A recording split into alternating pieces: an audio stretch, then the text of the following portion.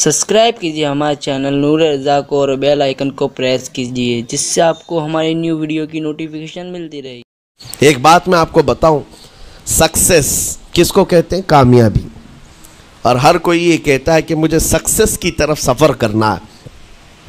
10वीं पास नौजवान को भी पूछें कि कोई भी कोर्स कर रहा है, आगे जा रहा है, क्यों जा रहा है? कुछ सक्सेसफुल लाइफ गुजारना है, कामयाब जिंदगी गुजारना है, उसके लिए दरवाजे खटखटा रहा है। तुम्हें पता है इन मस्जिदों के मीनारों से जो आवाज़ गूंजती है अजान की, इसमें एक लफ्ज़ आता है, सारे लफ्ज़ तो आपको याद होंगे, अल्लाहु अकबर भी कहा जाता है, अशहदु अल्ला इलाहा इल्लल्लाह भी, अशहदु अन्ना मुहम्मद रसूलुल्लाह भी है।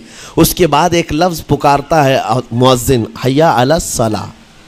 हय्या अलस सलाह का मतलब होता है आओ नमाज की तरफ, आओ नमाज की तरफ। उसके बाद एक और लफ्ज़ पुकारता है हय्या अलल फलाह, जिसका माना मालूम है आपको?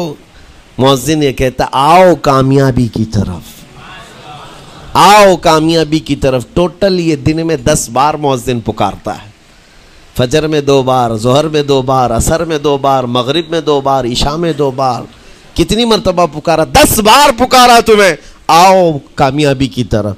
लेकिन एक बात याद रखो, ये पुकारने वाले मुअज्जिन की हालत मत देखो कि ये पुकार रहा है, बल्कि ये रहमान की सदा है, ये अल्लाह की सदा है जो तुम्हें बुला रहा है। ये तो अपनी आवाज़ और अपने अल्फाज से तर्जुमानी कर रहा है और तुम्हें अल्लाह की सदा तुम्हारे तक मुंतकिल कर रहा है। लेकिन हकीकत में बुलाने वाला कौन है?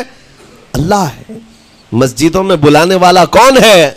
अल्लाह है। अल्लाह की सदा पर आप आ रहे हो। अब सोचो, जो रहमान तुम्हें 10 मरतबा दिन में ये बात पहुंचा रहा, आओ कामयाबी की तरफ, आओ कामयाबी की तरफ, तुम इस चीज को छोड़ करके कामयाबी उन लोगों के सामने ढूंढने निकले जिनको पेशाब करने का सलीका नहीं मालूम, जिनको खाने पीने के तौर तरीके नहीं मालूम।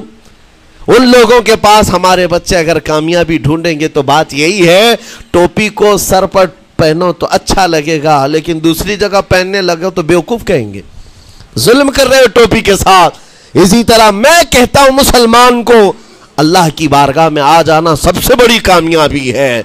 और अगर दूसरों के हाथ दर दर भटकता है तो गोया कि उसने अपनी हैसियत को ही गिरा दिया है।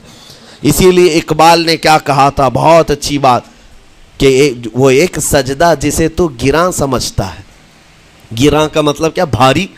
एक सजदा करने में तू भारीपन महसूस करता है, वो एक सजदा जिसे तू गिरा समझता है, अरे 1000 सजदों से देता है आदमी को नजात।